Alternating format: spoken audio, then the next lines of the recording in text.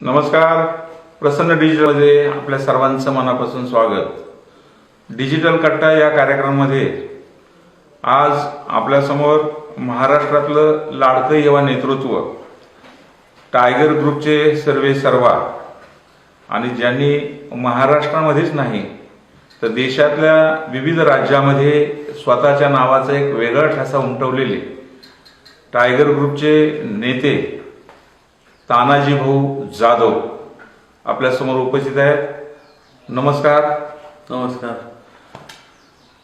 तानाजी भाऊ, tiger group आणि महाराष्ट्राच्या बाहेर पण टायगर ग्रुपनं फार मोठं काम केलेलं आहे आणि आपल्याकडं पाहिल्यानंतर असं लक्षात येतं की इतक्या लहान वयामध्ये टायगरचं नाव टायगर प्रमाणेच एवढं उंच झालं. हे एवढं सगळं कसं काय झालं? काय नेमकं कुठल्या माध्यमातून एवढं टायगर ग्रुपचं नाव झालं मोठं? काही गोरगरीब जे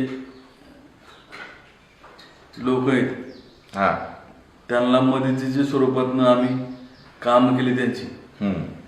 मग कोणाच्या नोकरी संदर्भात किंवा कोणाचा ॲक्सिडेंट, कोणाचं हॉस्पिटल, अजून इतर बऱ्याच त्यांच्या समस्या आहेत त्या आम्ही तिथपर्यंत आपल्या ग्रुपचे लोक पाठवून त्यांच्या समस्या दूर केल्या.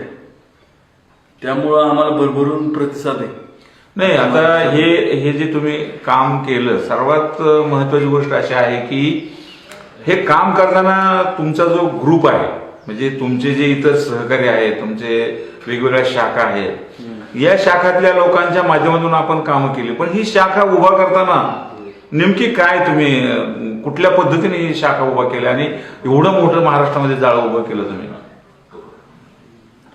हो, टायगर ग्रुप म्हणजे एकमेकाला मदत करून एकमेकाला एक प्रकारची ताकद निर्माण करून ही जाळं पसरवतोय आणि त्या ताकदीच्या जोरावर लोकांचे काम करतोय आम्ही. त्यामुळे हे संघटन मोठ्या प्रमाणात वाढलेलं आहे. आता ह्या संघटनेचं जे स्वरूप आहे, तर ह्याला ही जी संघटना आली किंवा हे टायगर हे नाव पडलं, हे टायगर हे नाव कोणी दिलं आणि नेमकी स्थापना कोणी केली? 2008 मध्ये आमचे मोठे बंधू मान्य श्री जालेंद्र वस्ताद जाधव, अच्छा, हा, हे स्वतः संस्थापक आहेत या ग्रुपचे. बर. आम्ही त्यावेळेस 10वीला होतो. सुरुवातच अशी केली की त्या कार्यक्रमाला अण्णासाहेब हायस्कूलमध्ये वह्या वाटपाचा ग्रुपचा कार्यक्रम घेतला होता. तर त्यावेळेस तुम्हाला आठवत नाही की तुम्ही पण होते त्या कार्यक्रमात? बर बर. तुम्ही पण होते. तर सुरुवात तिथनं झाली 2008 पासून. ते मग मधल्या काळात एक 5-7 वर्ष काम बंद केलं आणि ते फक्त तालुक्यापुरतं मर्यादित होतं. जेव्हा मी तालुक्याच्या बाहेर पडलो त्यावेळेस हे प्रमाण वाढलं ग्रुपचं. लोकांचे काम वाढले किंवा कर्मातले लोक बाहेरगावी कामाला आहेत, पुण्याला, मुंबईला. मग त्या ठिकाणी मी जाऊन त्या लोकांना मदत केली. त्यांना काय तिथे त्रास होतोय, तिथले आमचे जे ग्रुपचे मेंबर आहेत त्यांना तिथे लावून त्यांच्या ज्या अडचणी होत्या ती सोडवल्या. अच्छा, म्हणजे ही सुरुवात आहे. तुम्ही जेव्हा या ग्रुपमध्ये स्वतः उतरले, हो, आणि गेल्या 5-6 वर्षापासून तुम्ही तालुक्याच्या बाहेर, जिल्ह्याच्या बाहेर, जिथं जिथं गरज पडेल अशा पद्धतीनं काम करत गेला आणि तुम्हाला प्रतिसाद मिळत गेला. बोलता बोलता आपण सांगितले की तुम्ही 10वीला होता. मला असं विचारायचं, तुमचं नेमकं शिक्षण किती झालं? माझं शिक्षण म्हणजे खूप गमतीच आहे. बर बर, सांगा ना. मी तसं 12वी फेल आहे. हा, पण मी सुरुवातीला 9वीला फेल झालो. बर. परत 9वी पासून परत 10वीला गेलो. हा, 10वीत दोन वर्ष फेल गेलो. हा, परत जामखेड आष्टी म्हणून गाव आहे नगर जिल्ह्यात, तिथे जाऊन 10वी पास झालो. 10वी पासून परत करमाळ्यात YCM कॉलेज आहे, तिथे ऍडमिशन घेतलं 11वीला. परत 11वी पास झालो. 11वी पासून इथं YCM ठिकाणी 11वी फेल झालो की परत आष्टीला ऍडमिशन घेऊन 11वी पास झालो. परत 12वी तिथे ऍडमिशन घेतलं, तिथं परत फेल झालो. तर फेल तर आजपर्यंत शिक्षणात फेल. म्हणजे शिक्षणामध्ये बऱ्याच दृष्टीने तुम्हाला अपयश आलं. पण असं म्हणतात की अपयश ही यशाची पायरी आहे. शिक्षणामध्ये जरी तुम्ही अपयशी झाला तरी एक सामाजिक चळवळीमध्ये मात्र तुम्ही फार मोठं यश मिळवलेलं आहे. हे सर्व करताना आता तुमचा खूप महाराष्ट्र आणि महाराष्ट्राच्या बाहेर पण मी असं ऐकतो की वेगवेगळ्या ठिकाणी तुमच्या शाखा आहेत. तुम्ही महाराष्ट्रात बाहेर पण जाऊन आलाय का तुम्ही? हो, जाऊन आलो. कुठं कुठं जाऊन आलो आपण? मी स्वतः पंजाबला गेलोय, कर्नाटकला गेलोय, बर, आंध्र प्रदेशमध्ये गेलोय, बर बर, परत मध्य प्रदेशमध्ये गेलोय, बर, उत्तर प्रदेशमध्ये गेलोय. बर बर. तिथं आपले संघ ग्रुपचे लोक आहेत, त्यांच्यावर बी आपण जबाबदारी दिली. तिथं पण ह्याच पद्धतीने काम होतं. गोरगरिबांना मदत, लोक यंग पोरांना नोकरी संदर्भात गुन्हेगारीकडे न जाता तर नोकरी संदर्भात त्यांच्या हाताला व्यवसाय देणं किंवा कंपन्यांमध्ये कामाला लावणं, ह्या पद्धतीने. आता तुमचं शिक्षण जर कमी झालेलं आहे, तुमचं मराठीवरती कमांड आहे, हो. मग महाराष्ट्राच्या बाहेर कुठली भाषा आहे? तुम्ही काय कसं हिंदी, बोलता किंवा हिंदी. संपर्क कसा असतो? हिंदी दुभाषी राहतात? नाही, हिंदी वापरतो. म्हणजे हिंदीमध्ये तुम्ही तुमचं काम महाराष्ट्राच्या बाहेर तुम्ही चालता. हिंदीमध्ये. मग तुम्ही ही जी इतकी झेप घेतली, ही झेप घेताना तुम्हाला असं कधी वाटलं नाही का की आपलं शिक्षण कमी आहे, आपल्याला आपल्या पाठीमागं काही कुठलं पाठबळ नाही, हो. किंवा कुठला राजकीय आधार नाही, उत्पन्नाचं पण साधन नाही, हो. आणि आपण तर इतक्या म्हणजे भटक्या समाजातून तुम्ही आलेला आहात, मग हे बळ कुठून मिळालं तुम्हाला इतकी उंच झेप घेण्याचं? हे म्हणजे काय झालं, मधल्या काळात म्हणजे तसं आमच्या सुरुवातीला वडील म्हणजे आमचे वडील किंवा चुलते मालते हे सर्व खोदकाम करणारे किंवा गाढवाचं काम ह्या पद्धतीने काम करत होते. हा. मग परत शेती केली काही दिवस, पण त्यात काय अपयश आला आणि शेती काय परत म्हणजे विकून टाकली. मग त्यानंतर आम्ही स्वतः एक कॉन्ट्रॅक्टर म्हणून काम केलं, ट्री कटिंग. बर. त्या माध्यमातून मग कॉन्ट्रॅक्टर ती कामं करत करत परत इतर MIDCत काय MIDCतले कॉन्ट्रॅक्टर घेऊन ती खर्च आम्हाला महिन्याला तिथे खर्च वापरतो आम्ही. कॉन्ट्रॅक्ट म्हणजे आपण झाडांचं काही कॉन्ट्रॅक्ट घेत होता असं आम्हाला कळलं. हो, झाड कटिंगचं. हम्म. झाड कटिंगचे हे 4 लाईनचे जे हा. आहे रस्ता रुंदीकरण, त्यामध्ये हायवेचे काम असतात त्यात. मग आता ही सगळी कामं करताना पण हे व्यवसाय वेगळा आणि हे संघटन करणं, संघटन करत करत विशेषतः आपण राजकीय जोडे बाजूला ठेवून हो. एक सामाजिक विचार ठेवून आपण काम करताय, बरोबर आहे? हो. मग हे सामाजिक कार्यामध्ये एवढी झेप घ्यायला कशा पद्धतीने तुम्हाला प्रेरणा कुठून मिळाली? प्रेरणा म्हणजे मला सुरुवातीपासून आवड होती सामाजिक काम करायची, आणि मला दिवसातून मी कमीत कमी 20 मॅटर सॉल्व्ह करतो. बर बर. कोणाचा ऍक्सिडेंट असो, कोणाची गाडी धरली, कोणाला रक्त कमी पडलं, कोणा शेतकऱ्याला कुठं अन्याय झाला, कुठं काय अडचण आली. बर. हो. तर ह्या पद्धतीने काम करत करत ह्या स्टेपला येऊन थांबलो. लोक जे संपर्क करतात, हो. म्हणजे खरं तर माझ्या समोर एक नेहमी असा प्रश्न पडतो की गल्लीतल्या एखाद्या नगरसेवकाला संपर्क साधायचा म्हटलं तर फार कठीण जातं. हो. पण आपण एका राज्य पातळीवरच्या किंवा देश पातळीकडे ज्याची झेप आहे अशा संस्थेचे एक प्रमुख आहात. लोक तुम्हाला कसं संपर्क साधतात? फोनवरती संपर्क साधतात, व्हॉट्सअपवरती संपर्क साधतात, की समक्ष भेटतात, की मध्यस्थामार्फत भेटतात? कसं असतं?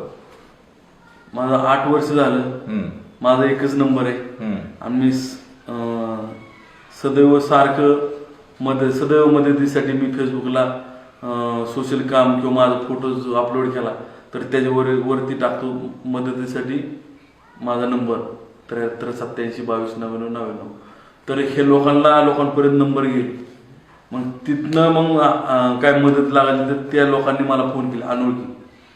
मग अनोळखी लोकांची मी कामं केली आपल्या ग्रुपच्या माध्यमातून. ज्या त्या भागात समजा जालन्याला कोणाला अडचण आली असेल तर जालन्यातले आपले जे ग्रुपचे लोक आहेत त्यांना तिथं लावून, तालुका असेल खेडेगाव असेल तिथं स्वतः ग्रुपचे लोक लावून त्यांचं प्रॉब्लेम सॉल्व्ह करतो. म्हणजे थोडक्यात तुमची अशी काम करण्याची पद्धत आहे की कोणत्याही माणसाचा कोणताही प्रश्न असेल तर तो तुमच्याकडे आल्यानंतर तुम्ही तुमच्या कार्यकर्त्यांना सांगता किंवा या माणसाचं हे काम आहे, हे काम सुटलं पाहिजे, आणि मग तुमचे कार्यकर्ते सोडतात हो आणि मग त्या पद्धतीनं त्या माणसाला समाधान होतं. हो. आता हे सर्व काम करत असताना ज्याचं काम झालेलं आहे असे लोक काय तुमच्या संस्थेला मदत वगैरे करतात किंवा तुम्ही काय घेता का त्यांच्याकडून, सहकार्य काय घेता त्यांच्याकडून? नाही नाही, फक्त त्यांचं जे काम झालं ना, काम झालेलं जे त्यांच्या तोंडातून धन्यवाद ही शब्द येतो मनापासून, ते आमच्यासाठी खूप आहे. आणि ती स्वतः गावगाव येऊन आमच्यापाशी असं रडतात, आम्हाला तुम्ही मदत केली, आम्ही तुमचं आयुष्यभर विसरू शकत नाही. असे बरेच मॅटर आहेत की मला फोनवर आधी रडायचे लोक, आम्हाला इथं आर्ट्स प्रॉब्लेम आहे, तिथं प्रॉब्लेम आहे, रडत रडत अक्षरशः सांगतात. ती आम्ही आमच्या ग्रुप मार्फत सॉल्व्ह केले. तर त्यांचा कॉन्टॅक्ट नंबर सदैव आम्ही त्यांचा कॉन्टॅक्ट जुळून देतो, जे आपले मेंबर आहेत त्यांचं त्या व्यक्तीचं. आता या सगळ्या वाटचालीमध्ये आम्ही असं ऐकतो की गेल्या काही वर्षापासून तानाजी भाऊंचा वाढदिवस म्हणजे एक महाराष्ट्राचं आकर्षण ठरतं. हो. तर फार मोठा वाढदिवस तुम्ही करमाळ्यात साजरा करता. तर तुमचा वाढदिवस किती तारखेला असतो आणि काय त्या वाढदिवसाचं रहस्य काय असतं? वर्षभर कामं केलेली, जे मी माझ्या मार्फत ग्रुप मार्फत जे लोकांचे काम केलेत, एक काम जर केलं असलं तर ती वर्षातनं 2 नोव्हेंबर रोजी मला येऊन भेटतातच. अच्छा. आणि ते सर्वांचं टायगर ग्रुपचा एक मोठा सणच मानला जातो. अच्छा. हा. त्यामुळं जल्लोषात त्या वाढदिवसानिमित्त कुणी रक्तदान, कुणी अनाथ आश्रममध्ये वस्तू वाटप,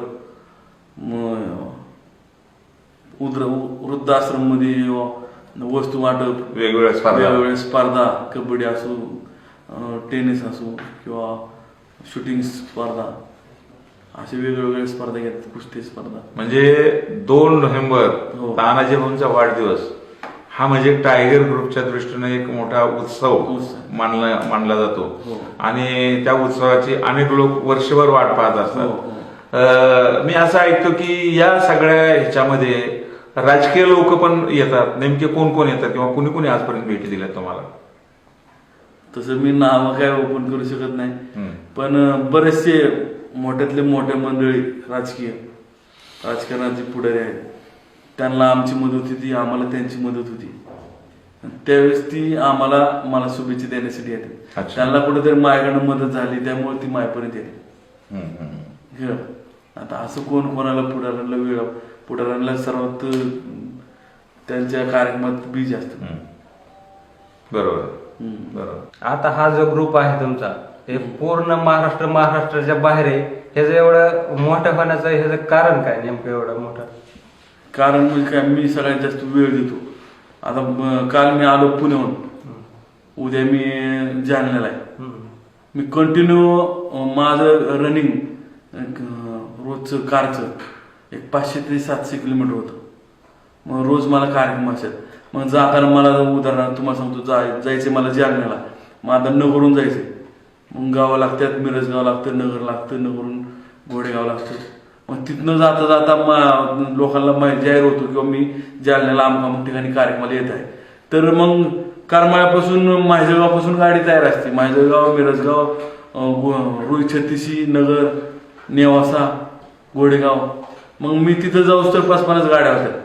मग ज्याचा कार्यक्रम आहे, XYZ व्यक्ती कोण आपल्या ग्रुपचा कार्यक्रम आहे, त्या कार्यक्रमात मी त्याकडे गेलो तर त्याला एक प्रकारचं पॉवर तयार होते त्याच्या आजूबाजूने. तिथल्या स्थानिक लोक त्याला मानले जातात, त्याकडे काम आणतात. किंवा तुझं एवढं कॉन्टॅक्ट आहे बाहेर टायगर ग्रुपशी, तर आम्हाला रक्त पाहिजे, मला नोकरी लागायचंय किंवा माझ्या शेतीचं असं नडलंय, मला इथे धान्य होतो, तर ही प्रॉब्लेम त्याच्या हाताने सॉल्व्ह होतो. मग त्यामुळं त्या कार्यकर्त्याला तिथले एक 400-500 कार्यकर्ते जॉईन होतात, काम झालं. मग ती लोक आधी आपल्याला मानतात, मग आपल्या खालोखाल त्या व्यक्तीला मानतात. बरोबर आहे. हे जे तुम्ही अशा पद्धतीचं जे काम करत आहात, म्हणजे प्रत्येक प्रश्न पाहणं आणि प्रश्न सोडवणं हे जे तुम्ही काम करत आहात, त्याचं चांगल्या पद्धतीची ही पोच पावते आहे. आता हे सर्व होत असताना मध्यंतरी तुम्ही एक घुले नावाच्या कार्यकर्त्याला लागणार हेलिकॉप्टरने गेला, तुम्हाला बऱ्याच ठिकाणी वेगवेगळ्या ठिकाणी वेगवेगळ्या माध्यमातून जातात. म्हणजे नेमकं हे हा खर्च किंवा हे कसं नियोजन करता तुम्ही, काय करता? हे म्हणजे ज्या ज्या लग्न आहे त्यांनी जे अरेंज केलं ते गुन्हे बरं. ते माझे एकदम अत्यंत जवळचे मित्र. हम्म. मग त्यांनी मॅनेज केलं. मी हेलिकॉप्टरने गेलोच नाही तर मी तिथं एक 8 ते 10 हजार मुलं मी तिथं जायच्या आधी ऑलरेडी माझ्या स्वागताला नेते. बर बर. त्यांना पुढे पाठवलं मग मी माझं घेतो. अच्छा अच्छा. हेलिकॉप्टरने तर कोणी पण नाही. पण ते कार्यक्रमाला आपल्यामुळे त्यांना माहिती मी आलो की मी वेगळं काहीतरी केलं की तिथं पोरांचा क्रेज या पोरं जमा होणार. आता हे जे सगळं तुम्ही हे करता, तर ह्या सगळ्या वाटचालीमध्ये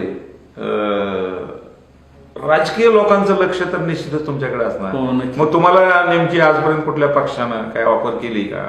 2019 साठी काय तुमची पावलं पडतायत का? हो, खूप लोकांनी खूप पुढाऱ्यांनी मला पद देऊ इच्छुक हम्म. केले. हम्म. पण टायगर ग्रुप हा कोणत्या पक्षावर चालणारा ग्रुप नाही, फक्त ते म्हणजे टायगर ग्रुप. मग तुम्ही तुमच्या पक्षामार्फत तरी काय विधानसभा लोकसभा असं काय तुमच्या समोर नाही? आतापर्यंत काय विषय नाही, आतापर्यंत काय मनात नाही किंवा ठरवलं काय नाही. म्हणजे राजकारण विरहितच वाटचाल करायची हे तुमचं स्वप्न आहे. हो. आता सध्या तुमचं रनिंग वय किती आहे आता? माझं आता रनिंग वय 31 आहे. पण मी असं ऐकतोय की आज 31 पर्यंत तुम्ही आला पण अद्याप अजून विवाह काही केलेला नाही. काय लग्नाच्या दृष्टीनं काय नेमकी काय? काय मध्यंतरी म्हणजे आमची परिस्थिती म्हणजे सुरू तुम्हाला तर सांगितलं वडील म्हणजे परिस्थिती गरीब होती. पण मी 10वी 12वी असताना वडील वारले, सगळी जबाबदारी आमच्यावर आली. मग थोडं कामानिमित्त बाहेर गावी जावं लागलं. त्यामुळे लग्नाला उशीर झाला आणि आता मग असं लग्न जमलेलंच आहे. मामाची मुलगी 1-2-5 महिन्यात लग्नाचं पण तारीख. आता तुम्ही एक युवक आहात, दिसायला पण स्मार्ट दिसता तुम्ही, राज्यामध्ये आपलं नाव आहे. ह्या सगळ्या क्रेज मध्ये काही मुलींच्या काही स्वतःहून ऑफर वगैरे काय नाही. आलेत का तुम्हाला? तसं काय नाही, तसं आम्ही ग्रुपच्या कामाव्यतिरिक्त जास्त कोणाला लेडीजचा जरी फोन आला तर बाबा तुमचं काम काय, कामापुरतच फक्त बोलतो. त्यांचा काय प्रॉब्लेम असेल ते सॉल्व्ह करतो. आणि तसे आपल्या ग्रुपमध्ये 2-3 लेडीज आहेत, पुण्यातले, सोलापूरचे किंवा औरंगाबादकडचे. त्यांच्याकडनं आपण लेडीजचे मॅटर त्यांच्या हाताने सॉल्व्ह करतो. म्हणजे केवळ तुम्हीच नाही तर तुमच्यासोबत महिलांचे प्रश्न आले तर हो. महिला कार्यकर्त्यांना पण तुम्ही त्यामध्ये नेमलेलं आहे, त्याच्यामार्फत तुम्ही हे काम करता. हो. खूपच चांगली बाब आहे, निदान महिलांच्या दृष्टीनं पण. हो. कारण का बऱ्याच वेळेला अनेक महिलांचे प्रश्न असतात, हो. त्या महिला बोलू शकत नाही. आणि तुमच्या ज्या काही कार्यकर्त्या, एखाद्या महिला कार्यकर्त्याचं नाव आणि एखाद्या महिला कार्यकर्त्याचा नंबर जर आपण सांगितला तर निश्चितच प्रकारे मला वाटतं ज्या आबला भगिनी आहेत त्यांना संपर्क साधता सांगता येईल का आपल्याला एखादा नंबर तुमच्या महिला कार्यकर्त्यांचा? आहे ना. हा, मॅडमचं नंतर आठवून सांगितलं तरी चालेल मला तुम्ही. नंतर. आता मला असं आणखी विचारायचं तुम्हाला की आता हे सर्व तुम्ही करत असताना आता घरामध्ये तुमच्या परिवारामध्ये कोण कोण किती लोक आहेत काय? आहे हा, मोठे बंधुराज आहेत, वहिनी आणि मी. बर. मग आता ह्या सर्व जो परिवार आहे तुमचा आणि ह्या परिवारातून आता तुम्ही तुमचे बंधू सतत बाहेर फिरतीवर वगैरे, हो. मग घरातल्या लोकांना किती? बंधुराज इथंच असतात. बर. हो. मग मोठे भाऊ तुम्हाला काय नेमका सल्ला देतात बाहेर जाताना किंवा तुम्ही सतत फिरतीवर असतात, काय सांगतात बाबा कशी काळजी घे किंवा काय? बरोबर आहे. कुठे जरी गेला तरी बाबा करमाळी येत जा, गाडीमध्ये झोपत जाऊ नको किंवा ड्रायव्हरकडे लक्ष देत, म्हणजे व्यवस्थित घरी कसं पोचन हे कमी वेळात आपलं परिवाराची सातत्यानं तुमच्याशी तुम्ही संपर्कात कसं राहता? म्हणजे सतत फोनवरती काय घरच्याशी कसं अटॅचमेंट असते तुमची? हो, घरनं येतो ना फोन. बर. आता ही जी सगळं माहोल आहे, हा सगळा युवकांचा माहोल आहे तुमच्या समोर. युवकांचे आता आपण असलेले प्रश्न सोडवता, पण जे प्रश्न नाहीत पण खरे प्रश्न आहेत, म्हणजे दिसत नाहीत पण खरा प्रश्न आहे, म्हणजे युवक हे बेकार आहेत, अनेक युवकांना काम नाही, हा प्रश्न दिसत नाही पण तो प्रश्न आहे. मग आपल्याकडे एवढी जीवापाड प्रेम करणाऱ्या युवकासाठी काय त्यांना उभं करण्याच्या दृष्टीने तुमच्या समोर काय प्लॅन आहे का, योजना आहे का, काही फॅक्टरी टाकणं, उद्योग टाकणं किंवा एखादं काय त्यांना उभं त्यांच्या हाताला काम देण्यासाठी काय तुमच्याकडे संकल्पना आहे का काय? हो आहे ना. तसं आमचे पुण्यामध्ये पुण्यामध्ये MIDC आहे, Chakan MIDC, Shirur MIDC, Ranjangaon MIDC. तिथं MD लोक आहेत, मॅनेजर लोक आहेत, त्यांचे आमचं कॉन्टॅक्ट झालेलं आहे. आमची विदर्भातनं, कोकणातनं किंवा मराठवाड्यातनं बरेचसे मुलं बेरोजगार मला फोन करतात. मग त्यांना आम्ही तिथं जॉईनिंग देतो. काय असं 8, 10, 15, 20 हजार रुपयाने जॉईनिंग कामाला लावतो. किंवा आपले बाउन्सरची टीम आहे, सिक्युरिटी गार्डची ग्रुपच्या नावाने टायगर बाउन्सर म्हणून, त्यात बी मुलांना कामाला लावतो. अच्छा, म्हणजे आता सध्या तुम्ही कंपन्यामध्ये जसे जसे मुलांची मागणी असेल तसं काम लावतात. पण तुम्हाला स्वतःला असं काय, असं एखादी फॅक्टरी, शुगर फॅक्टरी टाईप किंवा इतर शेतीपूरक व्यवसाय किंवा इतर इंडस्ट्रियल इस्टेटमध्ये काय असं उभं करण्याचं काय स्वप्न आहे का तुमचं? हो आहे ना. बर आहे. बर, आता पुन्हा एकदा मी तुमच्या वाढदिवसाकडे येतो की वाढदिवसाच्या निमित्तानं आपण नेमके काय काय कार्यक्रम घेता? आता वाढदिवसानिमित्ताने आपण सरकारी कुटीर रुग्णालय उपजिल्हा करमाळ्यातील तिथं मी असंच गेलतो एका पेशंटला भेटायला, डोळ्याचं ऑपरेशन झालं. तर त्यावेळेस डॉक्टर लोक, सिस्टर लोक माझ्याकडे आले आणि म्हणले की डिलिव्हरीची गादी 20 वर्ष झालं बदलली नाही, आमच्याकडे कोण काही लक्ष देत नाही, तर ट्रेचर नाही किंवा बेड नाही. मग त्यावेळेस मी आमच्या मुलांना सांगितलं ती काय त्यांची लिस्ट काढा, आपण आपल्या वाढदिवसानिमित्त ते देऊ. मग आपल्या वाढदिवसानिमित्त 2 तारखेला ते वस्तू वाटपाचा कार्यक्रम घेतला. याशिवाय काय कबड्डी स्पर्धा आहे, 1 तारखेला कबड्डी स्पर्धा आहे. रक्तदान कसं? रक्तदान मागच्या 26 तारखेला करमाळ्यात रक्तदान झालं. नाही, ऑल ओव्हर महाराष्ट्रामध्ये वेगवेगळे कार्यक्रम होतात. तर किती आतापर्यंत असं तुमच्या वाढदिवसानिमित्तानं किती आता कालच 2 दिवसात चाकूर येते, आंबेजोगाई येते, तुळजापूर येते, पनवेल, परत साताऱ्यामध्ये, परत नगरमध्ये एक 7-8 ठिकाणी रक्तदान झालं. आतापर्यंत आकडा गेलाय एक 3 ते 4 3,700 काहीतरी आकडा गेलाय. तर 2 तारखेपर्यंत अजून रक्तदान होण्याची शक्यता आहे. आता आपण एका बाजूला संघटना, मी माझ्या वाढदिवसाला कोणत्याही वस्तू, फ्रेम किंवा इतर वस्तू न आणता, हार तुरे फेटे न आणता, मी असं माझ्या फेसबुकद्वारे आव्हान केलंय की शालेय विद्यार्थ्यांना वही, पेन, पुस्तक अशा वस्तू आणा. व अनाथ आश्रममध्ये, वृद्धाश्रममध्ये जे लागणारे वस्तू, ब्लँकेट वा गहू, ज्वारी, तांदूळ असे मी सामान त्या दिवशी आव्हान केले किंवा सत्कार सामान आणता अशा वस्तू आणा. तर आता हे सगळ्या धावपळीमध्ये संघटन आलं. संघटन म्हटलं की पोलीस स्टेशन आलं, राजकीय पुढारी आले, काही विरोधक आले. काही विरोधक सुद्धा चांगल्या गोष्टीला म्हणजे नेहमी कुठंतरी त्याला भेद पाडण्याचं काम करतात. तसे तुम्हाला काय प्रसंग आले का की तुम्ही चांगलं काम करताय, त्यांनी तुम्हाला विरोध केलाय किंवा तुमच्यावर पोलीस कारवाई केली किंवा तुम्हाला तुमच्या ह्या कामाला अडथळा आणण्याचं काय झालंय का, असं काय घडलंय का? बऱ्याच वेळा संपर्क आलाय, पण माझे मित्र मोठमोठ्या म्हणजे पोलीस खात्यामध्ये माझे मित्र पण आहेत चांगल्या हुद्द्यावर.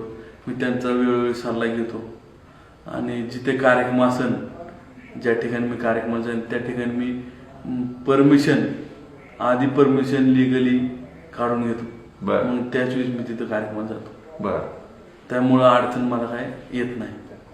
आजपर्यंत तुमच्यावर कुठलाही गुन्हा दाखल झाला? माझ्यावर आजपर्यंत एकही गुन्हा दाखल नाही. अच्छा, आता हे खूपच चांगल्या पद्धतीचं काम आहे की कुठल्याही पद्धतीनं पोलिसापर्यंत किंवा ह्याच्यापर्यंत न जाता एक सर्वसामान्य लोकांना न्याय देण्याचं तुमचं एक धोरण आहे. हो. आता या सगळ्या वाटचालीमध्ये काही मुलं त्यांना शिक्षण नाही, नंतर मुलं म्हणजे शिक्षण नाही, घरी परिस्थिती चांगली नाही, मग ती काही मुलं इकडे तिकडे कोणाच्या संगतीनं बिघडतात, गुन्हेगारी थोडक्यात गुन्हेगारीकडे जातात. या अशा युवकांसाठी तुमची काय भूमिका आहे, काय तुमचं धोरण आहे? आता तुम्हाला सांगतो आळंदी या ठिकाणी टायगर ग्रुप संचलित आनंद चाइल्ड केअर म्हणून 36 मुलं आपण ग्रुपच्या माध्यमातून दत्तक घेतली. बर. त्यांचं संगोपन आपण करतोय. बर. मग त्यांना तबला वाजनपासून संगीतापासून स्पोर्ट पर्यंत सगळं शिक्षण आपण मोफत देतोय आपल्या ग्रुपच्या माध्यमातून. आता हा जो टायगर ग्रुप आहे, ह्या टायगर ग्रुप नाव आहे, संस्था आहे, पण हिचं काय असं चॅरिटी कमिशनरकडे धर्मदायकडे अशी नोंदणी वगैरे आहे का, काय नेमकं? हो आहे. बर. 2008च रजिस्टर आहे. तसं रजिस्टर आहे आणि त्या माध्यमातून तुम्ही सगळे काम करता. तुम्ही जेलच्या लोकांसाठी बी काय काम केले साहेब? हो. आपल्या सोलापूर कारागृहात ब्लँकेट वाटप, एक 300-350 ब्लँकेट वाटपचा कार्यक्रम घेतला व महिलांसाठी महिला कारागृहात त्यांना करमणुकीला एक TV दिला.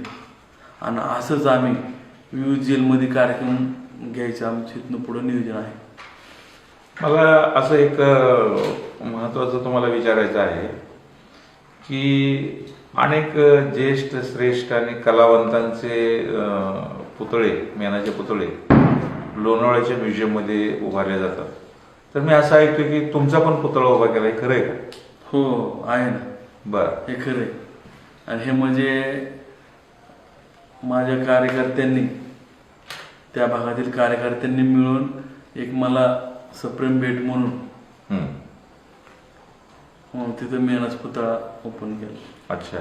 याशिवाय तुम्ही ॲम्ब्युलन्स पण काही वाटप केलेले आहे, काय नेमकं त्याचं? आता महाराष्ट्रात मुंबई, पुणे, परत औरंगाबाद येथे असे 3 ॲम्ब्युलन्स ग्रुपच्या वतीने रुग्णांसाठी चालू आहे. करमाळ्यासाठी काय? आणि करमाळ्यासाठी आता आपण आपल्या वाढदिवसानिमित्त 2 ॲम्ब्युलन्स देणार आहोत. अच्छा. म्हणजे राज्याबरोबर करमाळ्यावरती पण तुमचं प्रेम आहे, त्या दृष्टीनं तुमचं काम चालू आहे. हो. आता हे सगळं हा जो तुमचा कार्याचा माहोल चाललेला आहे, या माहोलमध्ये अनेक राजकीय सामाजिक क्षेत्रातले लोक किंवा काही धार्मिक क्षेत्रातले पण लोक तुम्हाला भेटत असतात. तर ह्या सगळ्या ह्याच्यामध्ये तुम्ही स्वतः कोणाला मानता? मी स्वतः म्हणजे महापुरुषांच्या विचारावर मी जास्त करून मला ते आवडतं. त्यांच्या कामावर काम करणं. छत्रपती शिवाजी महाराज, डॉक्टर बाबासाहेब आंबेडकर, महात्मा ज्योतिबा फुले, अनेक महापुरुष आहेत. म्हणजे हे आदर्श ठेवून तुम्ही ह्यांच्या कामाची पद्धत बघून मी लोकांची कामं करतो. आता हे तुम्ही फारच चांगलं सांगितलं की छत्रपती शिवाजी महाराज, डॉक्टर बाबासाहेब आंबेडकर यांचे आदर्श घेऊन तुम्ही काम करताय. आता टायगर ग्रुप आजपर्यंत तुम्ही सामाजिक क्षेत्रामध्ये आणि राजकारण विरहित राहिलाय. आता तुमचं संघटन फार मोठं झालं. हो. तर भविष्यामध्ये जर एखाद्या पक्षानं तुम्हाला पाठिंबा मागितला तर काय तुमची काय धोरण राहील? मागतात ना. हा. आता ग्रुपमध्ये कसं प्रत्येक पक्षाची लोक आहेत. प्रत्येक पक्षाची लोक आहेत. पण जेव्हा ग्रुपचं काम करायचंय त्यावेळेस ग्रुपचंच काम करतात. त्यामुळे मला तर असं वाटत नाही की मी कोणत्या पक्षात जाऊ. अच्छा. आता या सगळ्या स्थितीमध्ये शासकीय काय प्रश्न असतात, शासनामार्फत म्हणजे शासनाच्या अडचणीमुळे काय राहिलेले असतात. काही प्रश्न जिल्हाधिकारी असतील, काही प्रश्न कलेक्टरच्या माध्यमातून असतील किंवा काही मंत्र्यांच्या माध्यमातून असतील. मग असे जे प्रश्न असतात, असे प्रश्न तुम्ही कसे सोडवता, कुणाला भेटतं त्यासाठी? स्वतः जे पुढारी जे मंत्री आहेत त्यांच्यापाशी मी वैयक्तिक जाऊन माझं ग्रुपचं जे काम आहे त्यांच्यासमोर मांडून ग्रुपच्या कामाचा रेफरन्स देऊन त्यांच्याकडनं मी काम करून. महाराष्ट्रातले असे कुठल्या मंत्र्यापर्यंत तुम्ही जाऊन आलाय आजपर्यंत? मुख्यमंत्र्यापर्यंत गेलाय का तुम्ही? नाही, आतापर्यंत नाही मुख्यमंत्री. बर कुठल्या मंत्र्यांपर्यंत तुमचे प्रश्न घेऊन तुम्ही जाऊन आला? महादेव जानकर आहेत. अच्छा. म्हणजे असे जे जशी जशी गरज असेल तसं तुम्ही ह्याच्यापर्यंत भेटता. आता मला आणखी एक महत्वाचा प्रश्न असा विचारायचा आहे की करमाळा तसं पाहिलं तर फार छोटंसं गाव आहे. एक छोट्याशा गावातून तुम्ही मग बरेच उल्लेख निघाले, म्हणजे जालन्यापासून पनवेल पर्यंत उल्लेख निघाले. मग ह्या मोठ्या शहरातल्या लोकांना सुद्धा तुमचं आकर्षण आहे. तर अशी काय जादू आहे की ज्यामुळं त्या लोकांना तुमचं आकर्षण आहे? आता ते मलाच कळत नाही की कसं काय एवढे क्रेज, एवढे लोक. मी अक्षरशः गाडीतून खाली उतरलो 2 मिनिटासाठी तरी चालत्या रोडवरून चालत असताना अनेक लोक मला थांबून उतरतात, माझ्याकडे येतात, एक फोटो काढतात आणि ओळख सांगतात आणि निघून जातात. आता समजा नवीन ग्रुप काढायला भरपूर लोकांचे तुम्हाला फोन येत असतील, तर त्यासाठी नवीन ग्रुप आणखीन आम्हाला एक ग्रुप आमच्या जॉईन काढायचा, जॉईन व्हायचं. तर ह्यासाठी तुमचा नियम काय असतो त्या मुलांसाठी?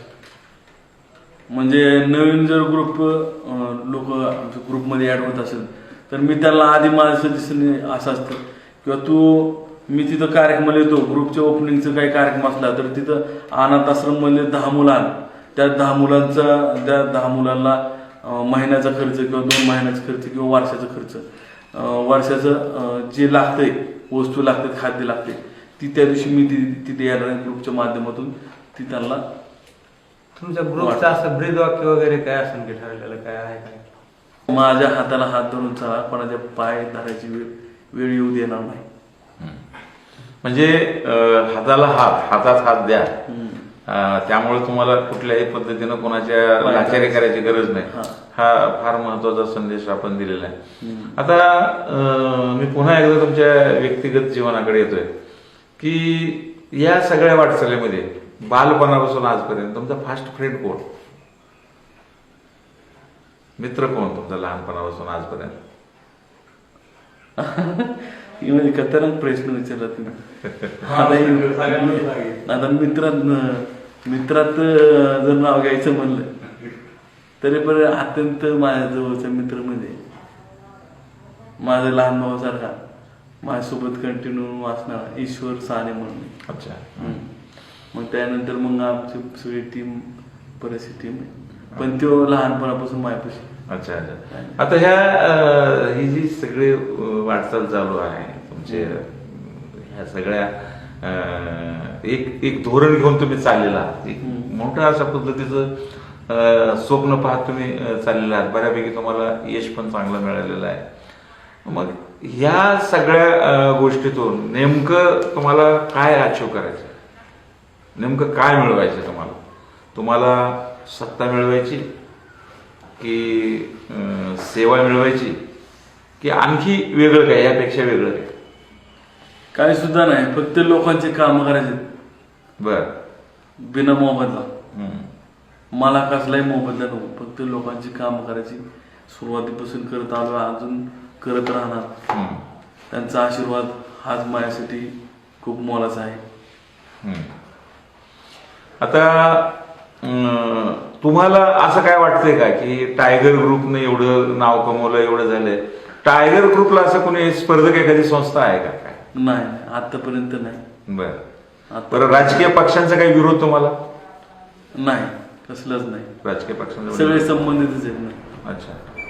म्हणजे तुम्हाला कुठल्या पक्षाचं वर्जन आहे? जे काम करतात, जे येईल तो आपला, नसेल तो त्याचं काही घेणं देणं, अशा पद्धतीनं तुमची काम चालू वाटचाल चालू आहे. आता या सगळ्या माहोलमध्ये तुम्हाला एक हे असं काम कर किंवा हे झालं पाहिजे अशा पद्धतीनं गॉडफादर किंवा गायडन्स असं कोण आहे तुम्हाला? तुम्ही कोणाला भेटता किंवा काय प्रसंग झाल्यानंतर तुम्हाला कोणाची आठवण येते पहिली? आणि आवडे नाव सांगितलं ना, परत अडचण त्या व्यक्तीला परत लोक म्हणजे काय मोठी लेवलनी हे होईल. म्हणजे काही लोक तुमच्या पाठीचे आहेत, मी त्यांचं नाव सांगू शकत नाही, पण खूप सगळ्या क्षेत्रातले वकील पासून पोलीस प्रशासनातले मित्र आहेत, उद्योगपती आहेत मोठमोठे, त्यांचे खूप चांगल्या पद्धतीने सल्ला मार्गदर्शक मिळतात. ते माझ्यापेक्षा बी खूप वयाने मोठे आहेत, तरी पण मी त्यांचा सल्ला घेतो. आता तुम्हाला हा एक वेगळा प्रश्न मला विचारायचा की सध्याचं युग जे युग आहे हे मीडियाचे युग आहे आणि तुमचं फार मोठं अशा पद्धतीचं नाव झालेलं असल्यामुळं तुम्हाला कुठल्या एखाद्या असं चित्रपट निर्मात्यानं किंवा आणखी कोणी काही ऑफर केली का की आमच्या चित्रपटात थोडं पाहुणे कलाकार म्हणून काम करा, असं काय झालंय का काय? खूप येतात. मी तर म्हणतो आठवड्याला एक जण माझ्याकडे येतो, अच्छा, आमच्या पिक्चर मध्ये काम करा, हा, आमच्या पिक्चर मध्ये रोल द्या. किंवा आणि बरेचसे लोक मला म्हणतात की काही लोकांनी तर माझ्या जीवनावर चित्रपट लिहिले, आम्हाला पिक्चर तुमच्या नावावर किंवा जीवनपटावर करायचं आहे, अशी पण लोकांनी तयारी दाखवली. पण मी त्यांना काय आतापर्यंत होकार दिला नाही. आता आणखी एक तुम्हाला असं विचारायचं की सध्याचं युग म्हणजे व्हॉट्सअपचं युग आहे, फेसबुकचं युग आहे, इंटरनेटचं युग आहे. ह्या सगळ्या युगामध्ये तुम्ही काय टीव्ही चॅनल वगैरे या सगळ्यामध्ये तुम्ही नेमका कशाचा वापर करता? रोज काय पाहता तुम्ही? फेसबुक, व्हॉट्सअप, बर, ह्या दोन गोष्टीचा जास्त वापर करतो. जास्त. तुम्ही पेपर वगैरे कुठले वाचता काय? हो, पुण्यनगरी. ह्या सगळ्या वाटचालीमध्ये महत्वाचा एक असा प्रश्न आहे की आपलं लग्न तर हे या महाराष्ट्राला एक आगळं लग्न होईल, त्याबद्दल काही प्रश्नच नाही. पण येणाऱ्या आमच्या सुनबाईकडून तुमच्या काय अपेक्षा असते? काय नाही, माझा जे बाहेर वेळ असतो, वेळ दिला जातो सामाजिक कामासाठी, तिने पण थोडं मला पाठिंबा द्यावं, म्हणजे आपलं हे करावं, सहयोग द्यावा, द्यावा आणि त्यात तुम्हाला सहयोग करावा असं वाटतं. आता सध्या तुमचं ग्रुपचं काम एवढं भरपूर चाललेलं आहे, सगळीकडे ग्रुपच्या मार्फत कामं सोडले जातात. पण आता हा जो भयान दुष्काळ आहे, ह्यासाठी करमाळ्यासाठी तुम्ही काय विशेष योजना वगैरे काय राबवली, काय अजून काय करणार? खरं तर मी माझ्या वाढदिवस साजरा करणार होतो, पण कार्यकर्त्यांच्या किंवा मी वर्षभर दुसऱ्यांच्या कार्यक्रमाला जातो, तर एक दिवस फक्त माझ्यासाठी 2 नोव्हेंबरला मी करमाळ्यात थांबतो आणि सगळ्या कार्यकर्त्यांच्या पदाधिकाऱ्यांच्या ग्रुपच्या त्यांच्या आग्रहास्तव ही कार्यक्रम करतो. तरी पण त्यातून मी गरीब लोकांना मी मगाशी सांगितल्याप्रमाणे आवाहन केले की वह्या, पुस्तकं, गहू, ज्वारी अशा समाजोपयोगी वस्तू घेऊन या, जेणेकरून दुष्काळातल्या लोकांना ती मदत होईल, असं आवाहन करून. खूपच चांगला म्हणजे प्रश्न पण सुनीलजी काळेने खूप छान विचारला आणि उत्तर पण खूप छान मिळाले. मला एक आणखी असं विचारायचं की टायगर ग्रुपनं तर आजपर्यंत अनेक कामं केलेली आहेत आणि विशेषतः आतापर्यंत आपण चर्चा करतो त्यामध्ये सामाजिक कामाचं बरं आहे. या सामाजिक कार्याची तुमची कोणी दखल घेतली का? कुठल्या संस्थेनं काय पुरस्कार वगैरे दिले आहेत का तुम्हाला? सर्वप्रथम मला महिलांना सुरक्षित म्हणून आपले तृप्तीताई देसाई यांनी महिला दिना दिवशी लातूर येथे महिला सुरक्षित म्हणून असा पुरस्कार दिला. परत मी स्वतः काही समाजाचा आहे, काही समाजाच्या वतीने मला पुरस्कार दिला. परत परभणी येथे जननायक म्हणून पुरस्कार दिला. परत सुशील कुमार शिंदे साहेब त्यांच्या हस्ते एक पुरस्कार आहे, योग संघटन म्हणून कौतुकास्पद. परत रामदासचे आठवले साहेब आहेत, तिथं त्यांनी पण त्यांच्या हस्ते पुरस्कार दिला पुणे येथे. म्हणजे वेगवेगळ्या संस्थांनी तुमची ऑलरेडी दखल घेतलेली आहे आणि तुम्हाला पुरस्कार पण दिलेले आहेत आणि या कामाला आणखी पाठीवरती थाप टाकून तुम्हाला प्रोत्साहित केलेलं आहे. खरंच आणखी एक मला असं विचारायचं आहे की महाराष्ट्रामध्ये चळवळ ठीक आहे, पण महाराष्ट्राच्या बाहेर चळवळ तुमचं फोफवण्याचं किंवा चळवळ मोठे होण्याचं काय नेमकं काय कशामुळे हे एवढं होऊ शकतं? ग्रुपमध्ये जास्त करून 35 वर्ष ते 15 वर्षीय लोक आहेत. 15 ते 35 युवकांना ती युवक म्हणजे भारताचं भविष्य बरोबर. युवकांच्या हातात असतं.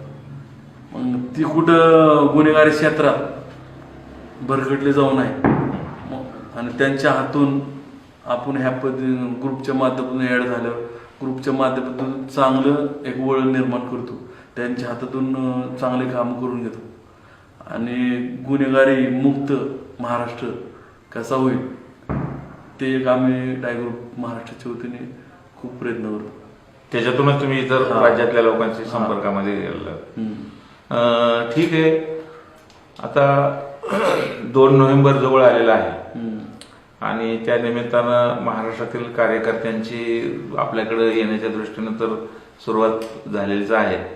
आम्ही पण तुम्हाला प्रसन्न डिजिटलच्या वतीनं वाढदिवसाच्या मनापासून हार्दिक हार्दिक शुभेच्छा देतो.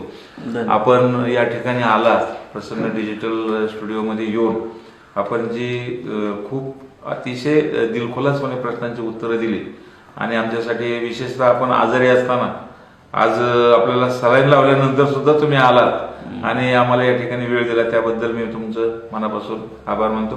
धन्यवाद. धन्यवाद.